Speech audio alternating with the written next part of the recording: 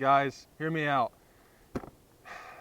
We had to make a phone call yesterday to inform this customer that a CP4 had failed on him and did send metal through the fuel system. And this is something that happens day to day, and it's something that's very costly to repair. I mean, we're talking $10,000 to $12,500 depending on which way you go with repairs. It came in not running. It was a crank no start condition. Customer had just bought it, didn't know what was going on with it. Brought the truck to us for initial diagnostic. Obviously we checked commanded rail pressure versus actual rail pressure, and it was not there. So what led us to take off the FCA, the fuel control actuator, off the injection pump, and check for metal debris in the system, and unfortunately that is what we found.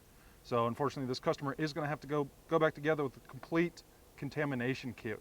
It's pump, rails, injectors, fuel lines, return lines.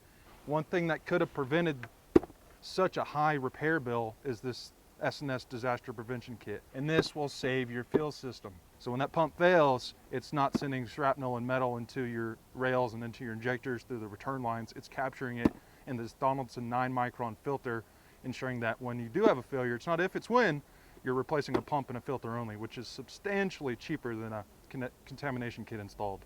So if this is something you're interested in having done by us guys, feel free to give us a call, 830-214-7778.